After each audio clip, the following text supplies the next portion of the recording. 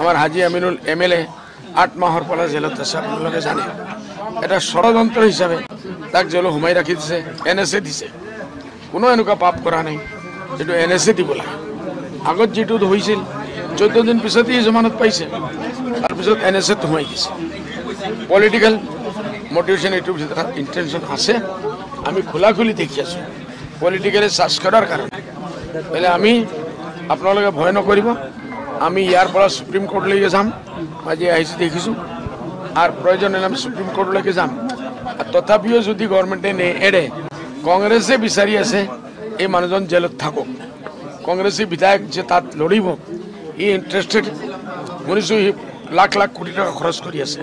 এই মানুহ জেলত, ই নাজানে যে এইবাৰ আপোনালোকে এৰ আগে হৰিয়ানা, এৰ আগে মহাৰাষ্ট্ৰ ইলেকশন যিমান কেন্ডিডেটসকলে জেলৰ পৰা থাকি যে ইলেকশন লড়িছে সব জিকিছে 100%। আমাৰও আশা আছে যদিও এনেকুৱা হয়, আমি যদি বাধ্য হওঁ, আলটিমেটলি আমি জেলত ৰাখি হাজি এমএলএ তাৰ সিটত লড়িব।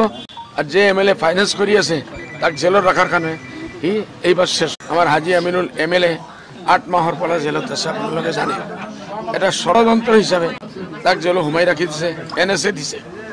কোনো এনেকুৱা পাপ কৰা নাই যেটো এনএসএ দিব লাগে। আগত যেটো হৈছিল 14 দিন পিছতেই জমানত পাইছে, তাৰপিছত এনএসএ সোমাই দিছে। পলিটিক্যাল মোটিভেশন এইটোৰ ভিতৰত ইন্টেনশন আছে, আমি খোলাখুলি দেখি আছো। পলিটিক্যালি চাৰ্জ কৰাৰ কাৰণে বলে আমি আপোনালোকে ভয় নকৰিব, আমি ইয়াৰ পৰা সুপ্রিম কোর্টলৈকে যাম।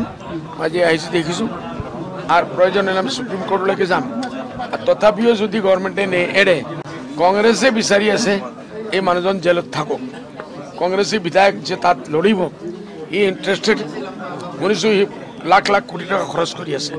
এই মানুহ জেলত, ই নাজানে যে এইবাৰ আপোনালোকে এৰ আগে হৰিয়ানা, এৰ আগে মহাৰাষ্ট্ৰ ইলেকশন যিমান কেন্ডিডেটসকলে জেলৰ পৰা থাকি যে ইলেকশন লড়িছে সব জিকিছে 100%। আমাৰও আশা আছে যদিও এনেকুৱা হয়, আমি যদি বাধ্য হওঁ, আলটিমেটলি আমি জেলত ৰাখি হাজি এমএলএ তাৰ সিটত লড়িব।